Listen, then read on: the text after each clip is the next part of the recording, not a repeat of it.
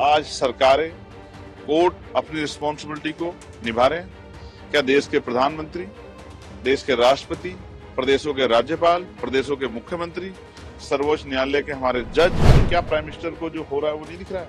क्या राष्ट्रपति जी को, सर्वोच्च न्यायालय के हमारे चीफ जस्टिस को नहीं दिख रहा है? इसका जवाब सरकारों को देना चाहिए कि इसका अंतिम जो है लक्ष्य सरकारों का क्या है। संभल में सर्वे की आनंद फानन में कोर्ट से मिले इजाजत और उस सर्वे के चलते भड़की हिंसा और उस हिंसा में 5 लोगों की मौत पर समूचे विपक्ष ने एक सुर से सवाल उठाए। उस सवाल पर संजीदगी से मंथन होता कि उससे पहले ही एक और मुद्दा देश के सामने आ गया। अजमेर की निचली अदालत ने अब अजमेर शरीफ दरगाह में मंदिर तलाशने वाली याचिका भी मंजूर कर ली है।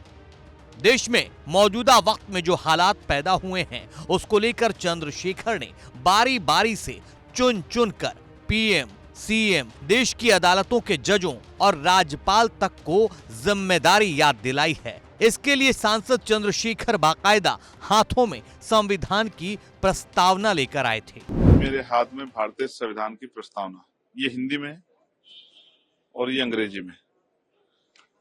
ये संविधान की प्रस्तावना का पाठ अभी 2 दिन पहले इसी देश की सबसे बड़ी पंचायत पार्लियामेंट के सेंट्रल हॉल में हुआ और ये कहा गया कि हमें संविधान के लक्ष्य मूल्यों के साथ खड़े होना है, उसके उद्देश्यों के साथ खड़ा होना है।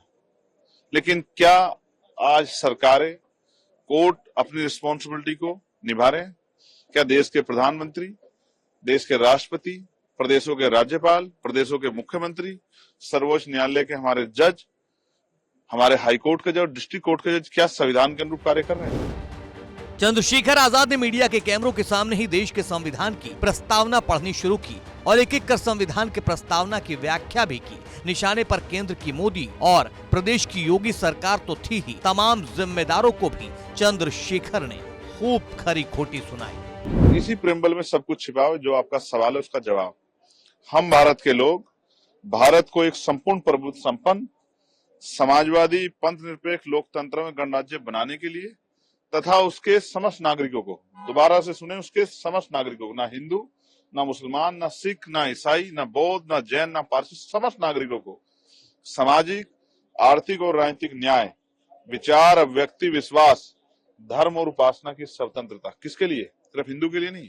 मुसलमान के लिए, सिख के लिए भी, जैन के लिए भी, अधर्मियों के लिए भी, बौद्ध के लिए भी, पारसियों के लिए भी, तथा उन सब में व्यक्ति की प्रतिष्ठा और अवसर की समता प्राप्त कराने के लिए, तथा उन सब में व्यक्ति की गरिमा और राष्ट्र की एकता और अखंडता। और राष्ट्र की एकता और अखंडता कैसे होगी?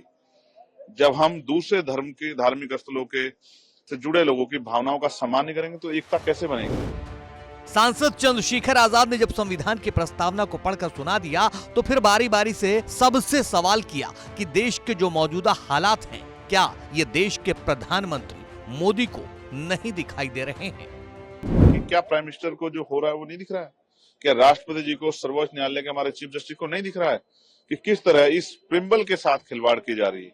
मैं जानना चाहता हूं, अगर आज कोई बुद्धिस्ट खड़ा हो जाए और वो कहे कि हिंदू धार्मिक स्थलों के नीचे बौद्ध मठ है, तो क्या सरकार परमिशन करेगी? क्या कोर्ट परमिशन करेगी?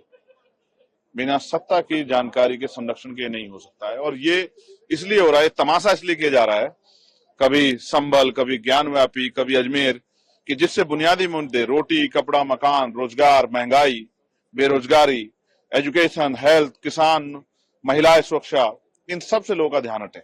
और जब इन पे ध्यान लोगों का हट जाएगा तो फिर सत्ता में बैठे लोग आराम से सत्ता चला पाएंगे, जब सवाल नहीं बचेगा। सबसे आखिर में सबसे संजीदा सवाल और सबसे बड़ा हमला ये कहकर किया है कि धर्म सबसे संवेदनशील मुद्दा है, लेकिन उसका मजाक बनाया जा रहा है। तो सरकारें इस सवाल का जवाब दें कि आखिर उनका अंतिम लक्ष्य क्या है। ये पूछकर न कहते हुए भी चंद्रशेखर ने बीजेपी और संघ के छुपे हुए एजेंडे पर हमला किया है। धर्म एक सेंसिटिव इश्यू है और जिसका इस तरह से उसका मजाक यहाँ बनाया जा रहा है, इसका जवाब सरकारों को देना चाहिए कि इसका अंतिम जो है लक्ष्य सरकारों का क्या है। मैं ऐसे समय में ये संविधान के प्रिम्बल सभी को याद दिलाना चाहता हूं जो सर्वोच्च पद पर बैठे हैं, कि वो याद रखें देश सबका है और देश में इस तरह का माहौल बनाने के बाद जो अस्थिरता होगी उसका नुकसान देश को उठाना पड़ेगा, ना कि सरकारों को।